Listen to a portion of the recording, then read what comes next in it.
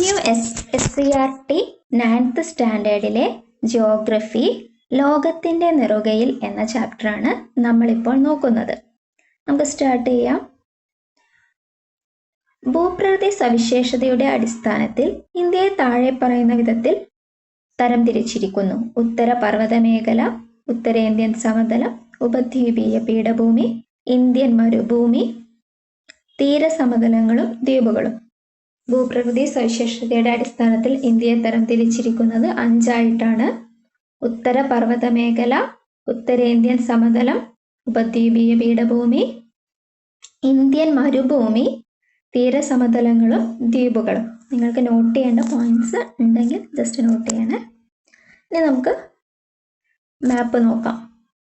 ഇന്ത്യയുടെ ഭൗതിക ഭൂപടമാണ് ഇവിടെ കൊടുത്തിരിക്കുന്നത്.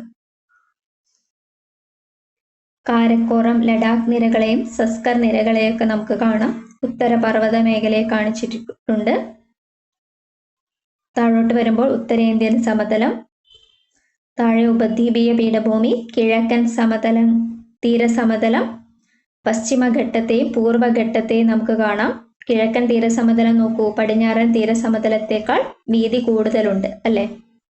പിന്നെ കിഴക്കോട്ട് പോയാൽ നമുക്ക് പട്കായ് ഭൂ, നാഗ കുന്നുകൾ, ഖാസി, ഗാരോ, ജയന്തിയ കുന്നുകളും മീസോ കുന്നുകളുമെല്ലാം കാണാം. ഓക്കെ. താഴെ അറബിക്കടലും ലക്ഷദ്വീപിന്റെ ഭാഗവും, കിഴക്ക് ഭാഗത്ത് ബംഗാൾ ഉൾക്കടലും ആൻഡമാൻ നിക്കോബാർ ദ്വീപ സമൂഹത്തെയും ഈ മാപ്പിൽ നമുക്ക് കാണാം. മേലെ പാമീർ പർവ്വതക്കെട്ട് കാണാം. അവിടെ നിന്നും ഹിന്ദുക്കുഷ് മലനിരയും കുൻലുൻ, ടിയാൻഷാൻ ഇവയെല്ലാം മാപ്പിലുണ്ട്. ഇനി നമുക്ക് ബാക്കി നോക്കാം. ലോകത്തിന്റെ മേൽക്കൂര എന്നറിയപ്പെടുന്ന പാമീർ പർവ്വതക്കെട്ടിൽ നിന്ന് ഉദ്ഭവിച്ച് കിഴക്ക് പൂർവാചൽ വരെ വ്യാപിക്കുന്ന നിരവധി പർവ്വതനിരകൾ ചേർന്നതാണ് ഇന്ത്യൻ ഉപഭൂഖണ്ഡത്തിന്റെ വടക്ക് കിഴക്കൻ അതിരായ ഉത്തര പർവ്വത മേഖല. ലോകത്തിന്റെ മേൽക്കൂര എന്നറിയപ്പെടുന്നത് പാമീർ പർവ്വതക്കെട്ടാണ്. ഇതാ ഇവിടെ കാണാം. പാമീർ പർവ്വതക്കെട്ടാണ് ലോകത്തിന്റെ മേൽക്കൂര.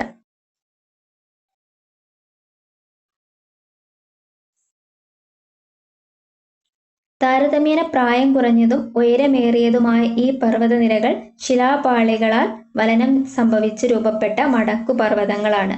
പടിഞ്ഞാറ് സിന്ധു നദി മുതൽ കിഴക്ക് ബ്രഹ്മപുത്ര വരെ ഏകദേശം 2400 കിലോമീറ്റർ നീളത്തിൽ വ്യാപിച്ചു കിടക്കുന്നതാണ് ഉത്തര പർവ്വത മേഖല. എത്ര കിലോമീറ്ററാണ് ഉത്തര പർവ്വത മേഖല? 2400 കിലോമീറ്റർ. 150 മുതൽ 400 കിലോമീറ്റർ വരെയാണ് ഇതിന്റെ വീതി ഏകദേശം 400 കിലോമീറ്റർ വരെ ഉണ്ട്. 150 മുതൽ 400 കിലോമീറ്റർ വരെ വീതിയും 2400 കിലോമീറ്റർ നീളവും ഉണ്ട്. ഉയരമേറിയ കൊടുമുടിയും ഹിമാനികളും താഴ്വരകളും എല്ലാം എവിടെ കാണാൻ പറ്റും? നമുക്ക് ഉത്തര പർവ്വത മേഖലയിൽ കാണാം. ഇതിനെ 3ആയി തരംതിരിച്ചിട്ടുണ്ട്. ട്രാൻസ് ഹിമാലയം, ഹിമാലയം, കിഴക്കൻ കുന്നുകൾ, ഇങ്ങനെ 3ആയിട്ടാണ് ഉത്തര പർവ്വത മേഖലയെ തരംതിരിച്ചിരിക്കുന്നത്. ഇനി നമുക്ക് മടക്കു പർവ്വതങ്ങൾ എന്ന് തന്ന കോളം നോക്കാം, അഥവാ ഫോൾഡ് മൗണ്ടെയിൻസ്. ഭൂവൽക്കത്തിലെ ശിലാപാളികൾ സമ്മർദ്ദ ബലത്താൽ മടങ്ങി മടക്കു പർവ്വതങ്ങൾ രൂപപ്പെടാറുണ്ട്. അഥവാ വലനം, ഫോൾഡിംഗ് എന്ന ഈ പ്രക്രിയയിലൂടെ മടക്കു പർവ്വതങ്ങൾ രൂപപ്പെടുന്നു. ഹിമാലയം, ആൽപ്സ് തുടങ്ങിയ പർവ്വതനിരകൾ ഇത്തരത്തിൽ രൂപപ്പെട്ടതാണ്. മടക്കു പർവ്വതങ്ങൾക്ക് ഉദാഹരണമാണ് ഹിമാലയവും അതുപോലെ തന്നെ ആൽപ്സും ഒക്കെ. സമുദ്രനിരപ്പിൽ നിന്നും ശരാശരി 900 മീറ്ററിന് മുകളിൽ ഉയരമുള്ള ഭൂരൂപങ്ങൾ പൊതുവെ പർവ്വതങ്ങൾ എന്നാണ് അറിയപ്പെടുന്നത്. പർവ്വതങ്ങൾ എന്ന് പറഞ്ഞാൽ സമുദ്രനിരപ്പിൽ നിന്നും ശരാശരി 900 മീറ്ററിന് മുകളിൽ ഉയരമുള്ള ഭൂരൂപങ്ങളാണ്. ഓക്കെ. അടുത്തത് എന്താണ് കൊടുത്തത്? ഹിമാലയ പർവ്വത നിരകളെയാണ് കൊടുത്തിരിക്കുന്നത്. അതിന്റെ ഭൂപ്രകൃതി വിഭാഗങ്ങളുമാണ്. റെഡ് കളറിലാണ് ട്രാൻസ് ഹിമാലയത്തെ കാണിച്ചിരിക്കുന്നത്. റെഡ് കളറിൽ കാണുന്ന ഭാഗമാണ് ട്രാൻസ് ഹിമാലയം. വയലറ്റ് കളറിലുള്ളതാണ് ഹിമാലയം. ഗ്രീൻ കളറിൽ കൊടുത്തിരിക്കുന്നതാണ് കിഴക്കൻ കുന്നുകൾ. ട്രാൻസ് ഹിമാലയത്തിന്റെ ഭാഗമായി വരുന്ന ഏരിയയാണ് കാരക്കോറം, ലഡാക്ക്, സസ്കർ. ഹിമാലയത്തിന്റെ ഭാഗമായിക്കൊണ്ടാണ് ഏതെല്ലാം വരുന്നത്? ഹിമാദ്രി, ഹിമാചൽ, സിവാലിക്. മാപ്പ് നോക്കിയാൽ നിങ്ങൾക്ക് മനസ്സിലാകുന്നില്ലേ? കിഴക്കൻ കുന്നുകളുടെ ഭാഗമായി വന്നത് ഏതൊക്കെയാ ഏരിയയാണെന്ന് നോക്കൂ. നാഗ കുന്നുകൾ, മീസോ, മേഘാലയ, ഖാസി, ഗാരോ, ജയന്തിയ കുന്നുകൾ, പട്കായ് ബൂം, നാഗ കുന്നുകളൊക്കെയാണ് കിഴക്കൻ കുന്നുകൾ. ഇതിൽ ഏറ്റവും വടക്ക് കാണപ്പെടുന്ന ട്രാൻസ് ഹിമാലയം ടിബറ്റൻ ഹിമാലയം എന്നും അറിയപ്പെടുന്നു. ട്രാൻസ് ഹിമാലയം എന്ത് പേരിൽ അറിയപ്പെടുന്നുണ്ട്? ടിബറ്റൻ ഹിമാലയം.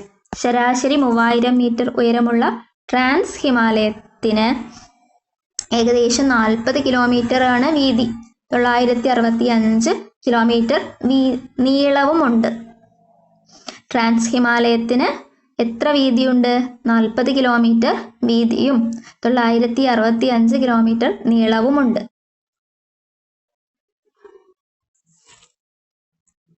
കാരക്കോറം നിര ഹിമാലയ പർവ്വതത്തെ പാമീർ പർവ്വതക്കെട്ടുമായി ബന്ധിപ്പിക്കുന്നു.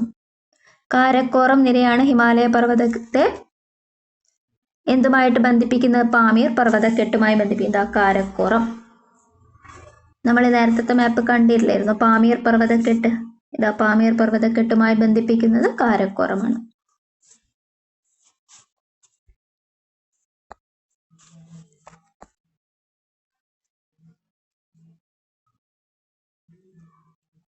ട്രാൻസ് ഹിമാലയത്തിന് തെക്കായി കിഴക്കോട്ട് വ്യാപിക്കുന്ന 3 സമാന്തര പർവ്വതനിരകളാണ് ഹിമാദ്രി, ഹിമാചൽ, സിവാലിക്.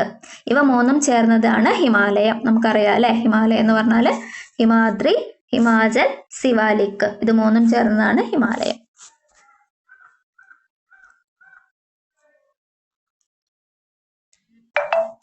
ഹിമാലയ നിരയുടെ ഏറ്റവും തെക്കായി ഗംഗാ സമതലത്തിന് അതിരായി നിലകൊള്ളുന്ന സിവാലിക് നിരയ്ക്ക് ഏകദേശം 60 മുതൽ 150 കിലോമീറ്റർ വരെ വീതിയുണ്ട്. സിവാലിക്കിന്റെ നീളം 60 മുതൽ 150 കിലോമീറ്റർ വരെയാണ്. ഹിമാലയത്തിന്റെ ഏറ്റവും പുറമേയുള്ള ഭാഗമായതിനാൽ ഔട്ടർ ഹിമാലയം എന്നറിയപ്പെടുന്നത് ഏതാണ്? നമ്മുടെ സിവാലിക് ആണ്.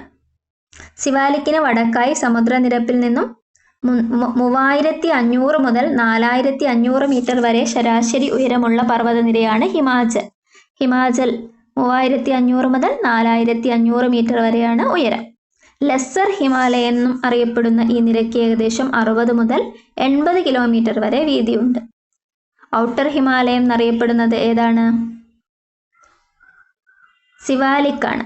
എന്നാൽ ലെസ്സർ ഹിമാലയം എന്നറിയപ്പെടുന്നതോ ഹിമാചലാണ്. ഹിമാചലിന്റെ നീളം എത്രയാണ്? 3500 മുതൽ 4500 മീറ്റർ വരെയാണ്. വീതി 60 മുതൽ 80 കിലോമീറ്റർ വരെയുമാണ്.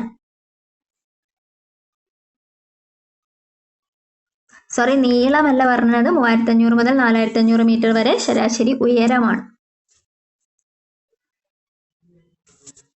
ഗ്രേറ്റർ ഹിമാലയം എന്നും ഇന്നർ ഹിമാലയം എന്നും പേരിൽ അറിയപ്പെടുന്നത് എന്താണ്? ഹിമാദ്രിയാണ്.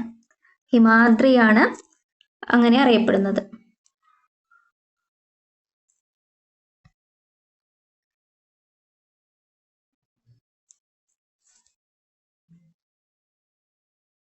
സമുദ്രനിരപ്പിൽ നിന്നും ഏകദേശം 6100 മീറ്ററിന് മുകളിൽ ഉയരമുള്ള പർവ്വതനിരയാണ്. ഏകദേശം 25 കിലോമീറ്റർ ആണ് ഇതിന്റെ വീതി. ഓക്കെ, ഹിമാദ്രിയുടെ വീതി 25 കിലോമീറ്റർ ആണ്. മഞ്ഞ് മൂടപ്പെട്ട പർവ്വതങ്ങളാണ് ഇവ.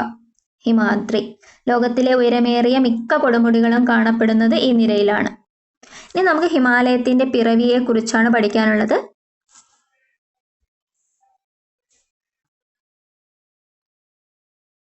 അതിന് മുൻപ് നമുക്ക് ശിലാമണ്ഡല ഫലകങ്ങൾ അഥവാ ടെക്ടോണിക് പ്ലേറ്റ്സിനെ കുറിച്ച് നോക്കാം.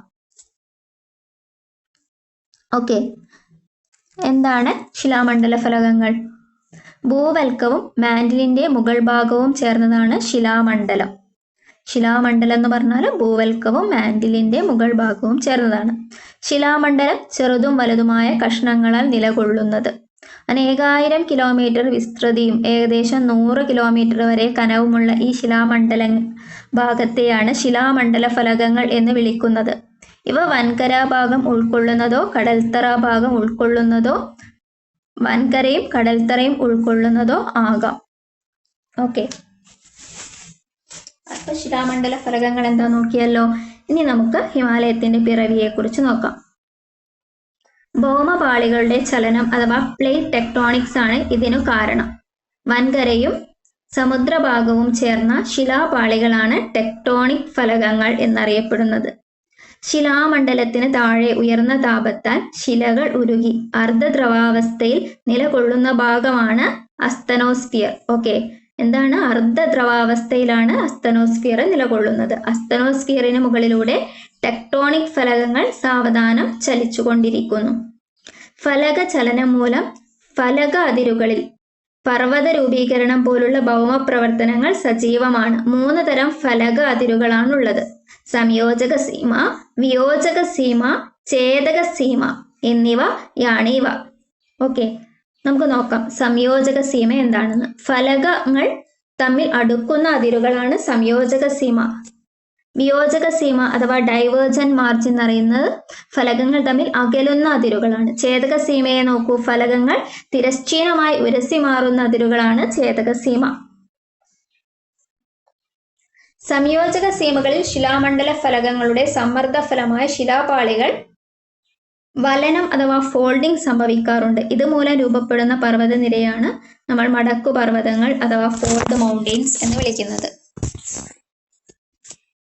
ഏകദേശം 150-160 ദശലക്ഷം വർഷങ്ങൾക്ക് മുമ്പ് ഉപദ്വീപീയ ഇന്ത്യയും അതുപോലെ തന്നെ ഓസ്ട്രേലിയൻ വൻകരയും ഉൾപ്പെടുന്ന ഇന്ത്യൻ ഫലകത്തിന്റെ സ്ഥാനം.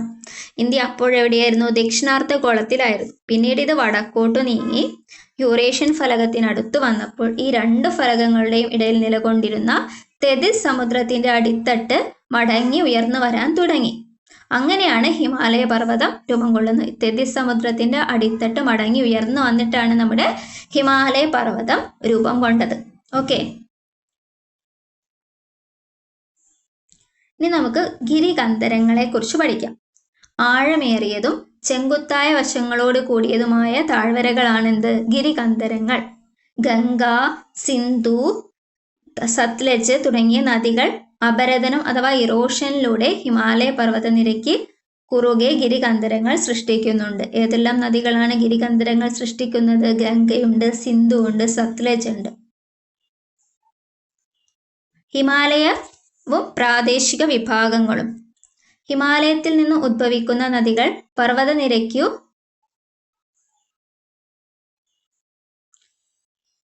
പർവ്വതനിരകൾക്കു കുറുകെ ആഴമേറിയ താഴ്വരകൾ അഥവാ ഗിരികന്ധരങ്ങൾ നിർമ്മിച്ചുകൊണ്ടൊഴുകുന്നു. പർവ്വതനിരകൾക്ക് കുറുകെ ഒഴുകുന്ന നദികളെ അടിസ്ഥാനപ്പെടുത്തിയാണ് ഹിമാലയത്തെ പ്രാദേശിക വിഭാഗങ്ങളായി വേർതിരിക്കുന്നത്. പടിഞ്ഞാറൻ ഹിമാലയം, മധ്യ ഹിമാലയം, കിഴക്കൻ ഹിമാലയം. ഹിമാലയ പർവ്വതനിരകൾ പ്രാദേശിക വിഭാഗങ്ങൾ. നമുക്ക് പിക്ചറിൽ ഓരോ ഭാഗത്തെയും കാണിച്ചിട്ടുണ്ട്, കണ്ടോ? ട്രാൻസ് ഹിമാലയം, ഹിമാലയം, കിഴക്കൻ കുന്ന്, മധ്യ ഹിമാലയം, കിഴക്കൻ ഹിമാലയം, പടിഞ്ഞാറൻ ഹിമാലയം എല്ലാം നിങ്ങൾ നോക്കി മനസ്സിലാക്കൂ. മാപ്പ് നോക്കിയിട്ട് ട്രാൻസ് ഹിമാലയമാണ് റെഡ് കളറിൽ കൊടുത്തിരിക്കുന്നത്. വയലറ്റ് നിറത്തിൽ ഹിമാലയത്തെയും പിങ്ക് കളറിൽ കിഴക്കൻ കുന്നുകളെയും യെല്ലോ കളറിൽ മധ്യ ഹിമാലയത്തെയും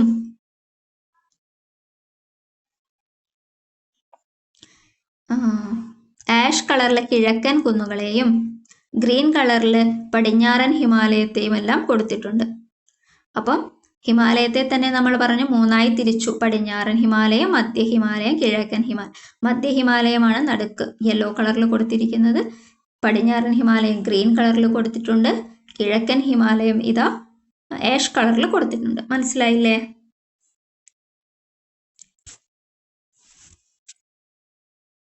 ഹിമാലയ മേഖലയെ പടിഞ്ഞാറൻ ഹിമാലയം, മധ്യ ഹിമാലയം, കിഴക്കൻ ഹിമാലയം എന്ന് തിരിച്ചു. വേർതിരിക്കുന്ന നദികളാണ് ഇനി നമ്മൾ പഠിക്കുന്നത്. പടിഞ്ഞാറൻ ഹിമാലയത്തെ വേർതിരിക്കുന്നത് സിന്ധു കാളിയുമാണ്. പടിഞ്ഞാറൻ ഹിമാലയത്തെ മധ്യ ഹിമാലയത്തിൽ നിന്നും വേർതിരിക്കുന്ന നദികൾ ഏതെല്ലാമാണ്? സിന്ധു നദിയും കാളി നദിയും. കാളി നദിയെ കണ്ടില്ലേ പിക്ചറിൽ? സിന്ധു നദിയും കാളി നദിയുമാണ് വേർതിരിക്കുന്നത്. ഓക്കെ, ഇതവിടെ കൊടുത്തില്ലേ സിന്ധു നദി. അപ്പൊ സിന്ധു നദിയും നമ്മുടെ കാളി നദിയും ചേർന്നിട്ടാണ് പടിഞ്ഞാറൻ ഹിമാലയത്തെ വേർതിരിച്ചിരിക്കുന്നത്. മധ്യ ഹിമാലയത്തെ വേർതിരിച്ചിരിക്കുന്നത് കാളിയും അതുപോലെ തന്നെ ടീസ്ത നദിയുമാണ്. ടീസ്ത നദി കണ്ടില്ലേ, സിക്കിമിന്റെ ഒക്കെ ഭാഗമായിട്ട് വരുന്നത്. അപ്പൊ കാളി നദി ഇതാ, കാളി നദിയും ടീസ്ത നദിയും ചേർന്നിട്ടാണ് നമ്മുടെ മധ്യ ഹിമാലയത്തെ വേർതിരിച്ചിരിക്കുന്നത്. ഇനി കിഴക്കൻ ഹിമാലയം നോക്കൂ. ടീസ്ത നദിയും ബ്രഹ്മപുത്ര നദിയും. ഇതാ ടീസ്ത നദി. ബ്രഹ്മപുത്ര എവിടെ? പിക്ചറിൽ കൊടുത്തിട്ടില്ല, പക്ഷെ ബ്രഹ്മപുത്ര നദിയും ചേർന്നിട്ടാണ് എന്തിനെ വേർതിരിച്ചിരിക്കുന്നത്? നമ്മുടെ കിഴക്കൻ ഹിമാലയത്തെ. ജമ്മു കാശ്മീരിന്റെ വടക്ക് സിന്ധു നദീ താഴ്വര മുതൽ ഉത്തരാഖണ്ഡിന്റെ കിഴക്ക് കാളി നദി താഴ്വര ഉൾപ്പെടുന്ന പടിഞ്ഞാറൻ ഹിമാലയത്തെ കാശ്മീർ ഹിമാലയം, ഹിമാചൽ ഹിമാലയം, ഉത്തരാഖണ്ഡ് ഹിമാലയം എന്നിങ്ങനെ 3 മേഖലയായി തിരിക്കാം. ജമ്മു കാശ്മീരിന്റെ വടക്ക് സിന്ധു നദീ താഴ്വര മുതൽ ഉത്തരാഖണ്ഡിന്റെ കിഴക്ക് കാളി നദി അഥവാ ഘാഘര നദിയുടെ പോഷക നദിയാണ്. ഘാഘര നദിയുടെ പോഷക നദി. അതുവരെയുള്ള താഴ്വര ഉൾപ്പെടുന്ന പടിഞ്ഞാറൻ ഹിമാലയത്തെ തന്നെ കാശ്മീർ ഹിമാലയം എന്നും ഹിമാചൽ ഹിമാലയം എന്നും ഉത്തരാഖണ്ഡ് ഹിമാലയം എന്നും വീണ്ടും നമുക്ക് എന്താക്കാം? 3ആയിട്ട് തരം തിരിക്കാം. ഓക്കെ, നമുക്ക് കാശ്മീർ ഹിമാലയത്തെ കുറിച്ച് നോക്കാം. ജമ്മു കാശ്മീർ ലഡാക്ക് പ്രദേശത്ത് ഏകദേശം 3.5 ലക്ഷം ചതുരശ്ര കിലോമീറ്റർ വിസ്തൃതിയിൽ വ്യാപിച്ചു കിടക്കുന്ന കാശ്മീർ ഹിമാലയത്തിന് ഏകദേശം 700 കിലോമീറ്റർ നീളവും 500 മീറ്റർ വീതിയുമുണ്ട്. കാശ്മീർ ഹിമാലയം എത്ര വീതിയുണ്ട്? 700 കിലോമീറ്റർ മുതൽ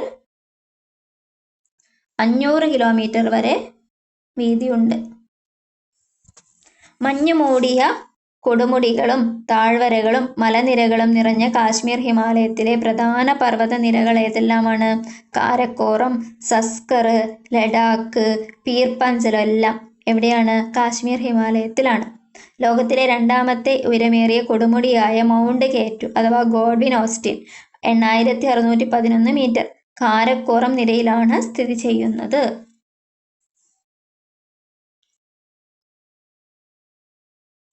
സിയാച്ചിൻ, ബോൾട്ടോരോ തുടങ്ങിയവ ഈ പ്രദേശത്തെ പ്രധാന ഹിമാനികളാണ്. സിയാച്ചിൻ അതുപോലെ തന്നെ ബോൾട്ടോരോ അവിടുത്തെ പ്രധാന ഹിമാനിയാണ്. സിന്ധു നദിയിലും അതിൻ്റെ പോഷക നദികളായ രവി, ജലം, ചിനാബ് തുടങ്ങിയവയിലും വർഷം മുഴുവൻ സമൃദ്ധമായ നീരൊഴുക്ക് സാധ്യമാക്കുന്ന ഹിമാനികളാണ് സിയാച്ചിനും ബോൾട്ടോരോയുമെല്ലാം. പർവ്വതങ്ങളുടെ ഇരുവശങ്ങളെയും തമ്മിൽ ബന്ധിപ്പിച്ച് ഗതാഗതം സാധ്യമാക്കുന്നത് പർവ്വതങ്ങളിലെ ചുരങ്ങൾ ആണ്. സിയാച്ചിൻ ഹിമാനിയെ കുറിച്ച് എന്താ പറയുന്നത്? ലോകത്തിലെ ഏറ്റവും ഉയരത്തിൽ സ്ഥിതി ചെയ്യുന്ന യുദ്ധഭൂമി എന്നാണ് സിയാച്ചിൻ ഹിമാനിയെ വിശേഷിപ്പിക്കുന്നത്.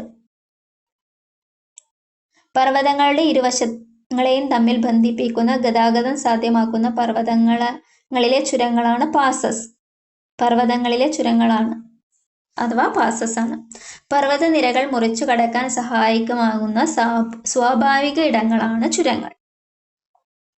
പീർ പഞ്ചൽ പർവ്വതനിരയ്ക്ക് കുറുകെയുള്ള ബനിഹാൽ ചുരമാണ് ജമ്മു പ്രദേശത്തെ കാശ്മീർ താഴ്വരയുമായി ബന്ധിപ്പിക്കുന്നത്. ബനിഹാൽ ചുരം ജമ്മു പ്രദേശത്തെ കാശ്മീർ താഴ്വരയുമായി ബന്ധിപ്പിക്കുന്നു.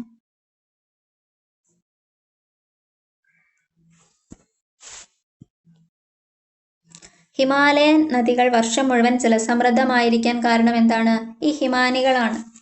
സിയാച്ചിൻ ഹിമാനിയും ബോൾട്ടോരോ തുടങ്ങിയ ഹിമാനികളാണ് അവിടെ ജലസമൃദ്ധമായിരിക്കാൻ കാരണം. ഹിമാലയത്തിലെ പ്രധാന ചുരങ്ങളുടെ ഒരു അത്ലറ്റ്സ് തയ്യാറാക്കാൻ പറയുന്നുണ്ട്. നമുക്ക് നോക്കാം. ദാൽ തടാകത്തിലെ ഒരു ശിക്കാര തോണി കണ്ടില്ലേ? ശുദ്ധജല തടാകങ്ങൾ ധാരാളമുള്ള കാശ്മീർ ഹിമാലയത്തിലെ ഒരു പ്രധാന തടാകമാണ് ദാൽ. ഈ തടാകത്തിന്റെ കരയിലാണ് ശ്രീനഗർ പട്ടണം. ദാൽ തടാകത്തിന്റെ കരയിലാണ്. കാശ്മീരിലെ ഒരു പ്രധാന വിനോദസഞ്ചാര വാണിജ്യ കേന്ദ്രം കൂടിയാണിത്. ദാൽ തടാകത്തിലെ ശിക്കാര തോണികളും ഫ്ലോട്ടിംഗ് മാർക്കറ്റുകളും കാശ്മീർ ടൂറിസത്തിന്റെ മുഖമുദ്രയാണ്. ഗുൽമാർഗാണ് പിക്ചറിൽ കൊടുത്തിരിക്കുന്നത്. ഗുൽമാർഗ് വളരെ മനോഹരമായ സ്ഥലം. വേനൽക്കാലത്തെ പിക്ചറും മഞ്ഞുകാലത്തെ പിക്ചറും കൊടുത്തിട്ടുണ്ട്. പർവ്വത ചെരിവുകളിൽ വേനൽക്കാലങ്ങളിൽ രൂപപ്പെടുന്ന പുൽമേടുകളാണ് മർഗുകൾ. വേനൽക്കാലത്ത് രൂപപ്പെടുന്ന ഈ പുൽമേടുകളെയാണ് നമ്മൾ മർഗ് എന്ന് വിളിക്കുന്നത്. ശൈത്യകാലങ്ങളിൽ മഞ്ഞു മൂടപ്പെടുന്ന മർഗുകൾ സ്കീയിങ് പോലുള്ള മഞ്ഞുകാല വിനോദങ്ങൾക്കായി ധാരാളം സഞ്ചാരികളെ ആകർഷിക്കുന്നു. സോൺമർഗ്, ഗുൽമർഗ് എന്നിവ ഇവയിൽ ചിലതാണ്. ഇനി നമുക്ക് പഠിക്കാനുള്ളത് ഹിമാചൽ ഹിമാലയത്തെ കുറിച്ചിട്ടാണ്. ഇപ്പോൾ നമ്മൾ പഠിച്ചത് കാശ്മീർ ഹിമാലയത്തെ കുറിച്ചിട്ടാണ്. ഇനി നമ്മൾ പഠിക്കാൻ പോകുന്നത് ഹിമാചൽ ഹിമാലയം. പ്രധാനമായും ഹിമാചൽ പ്രദേശ് സംസ്ഥാനം ഉൾപ്പെടുന്ന ഹിമാലയ ഭാഗമാണ് ഹിമാചൽ ഹിമാലയം. ഈ പർവ്വത പ്രദേശത്തെ പ്രധാന നദികൾ ഏതെല്ലാമാണ്? ചിനാബ്, രവി, ബിയാസ് ആണ്. ഈ പ്രദേശത്തെ പർവ്വതനിരകളാണ് ധൗളാധർ, പീർ പഞ്ചൽ എന്നിവ. പർവ്വത ഭാഗങ്ങളിൽ അനേകം ശുദ്ധജല തടാകങ്ങളുണ്ട്. ചന്ദ്രാത്താൽ, അതുപോലെ തന്നെ സൂരജ് താൽ എന്നിവ ഇവയിൽ ചിലതാണ്. ഹിമാചൽ പ്രദേശിനെ ലഡാക്കുമായി ബന്ധിപ്പിക്കുന്ന ബാര ലച്ചാല ചുരവും കുളു താഴ്വരയെ ലഹൂൽ സ്പിതി എന്നീ താഴ്വരയുമായി ബന്ധിപ്പിക്കുന്ന റോഹ്താങ് ചുരവും ഹിമാചൽ ഹിമാലയത്തിലെ പ്രധാനപ്പെട്ട ചുരങ്ങൾ. റോഹ്താങ് ചുരവും പഠിക്കണം, ബാര ലാച്ല ചുരവും പഠിക്കണം. റോഹ്താങ് ചുരം കുളു താഴ്വരയെ ലാഹുൽ സ്പിതി താഴ്വരയുമായി ബന്ധിപ്പിക്കുകയാണ്. നമുക്ക് പോകണ്ടേ കുളു താഴ്വരയിലൊക്കെ? ജോലി കിട്ടിയിട്ട് എല്ലാവരും ട്രിപ്പ് അടിക്കണം കുളു താഴ്വരയിലേക്കൊക്കെ. കുളു താഴ്വര ലഹുൽ താഴ്വരയുമായി ബന്ധിപ്പിക്കുന്ന ചുരം റോഹ്താങ്ങും, അതുപോലെ തന്നെ ഹിമാചൽ പ്രദേശിനെ ലഡാക്കുമായി ബന്ധിപ്പിക്കുന്നത് ബാര ലച്ല ചുരവുമാണ്. ഓക്കെ, ഇനി ഇവിടുത്തെ ചൂട് നീരുറവകൾ രൂപപ്പെടുന്നത് എങ്ങനെയാണെന്ന് നമുക്ക് നോക്കാം. മഴവെള്ളം ഭൂമിക്കടിയിലേക്ക് ഊർന്നിറങ്ങി ഭൂഗർഭജലത്തിന്റെ ഭാഗമാകുന്നു. പർവ്വത രൂപീകരണം പോലുള്ള ഭൗമ പ്രവർത്തനങ്ങൾ സജീവമായ ഇടങ്ങളിൽ ഭൗമോപരിതലത്തിനിടയിൽ ശിലാപാളികൾ ചൂടുപിടിക്കുകയും ഈ ശിലകൾ ഭൂഗർഭ ജലത്തെ ചൂടാക്കുകയും ചെയ്യുന്നു. ഇങ്ങനെ ചൂടുപിടിച്ച ഭൂഗർഭജലം ഭൗമോപരിതലത്തിൽ ഉറവകളായെത്തുന്നതാണ് ചൂട് നീരുറവകൾ. ഹിമാലയ പർവ്വത ഭാഗങ്ങളിൽ ധാരാളം ചൂട് നീരുറവകൾ കാണാം. ഉദാഹരണം നുബ്ര താഴ്വര, മണികരൺ, ഖീർ ഗംഗ. ചൂട് നീരുറവകളിൽ നിന്നുള്ള ഭൗമതാപോർജം അഥവാ ജിയോ തെർമൽ എനർജി ഉപയോഗിച്ച് വൈദ്യുതി ഉൽപ്പാദിപ്പിക്കുവാനും സാധിക്കും. ഹിമാചൽ പ്രദേശിലെ മണികരൺ ചൂട് നീരുറവയിൽ നിന്നും ഇത്തരത്തിൽ വൈദ്യുതി ഉൽപ്പാദിപ്പിക്കുന്നു.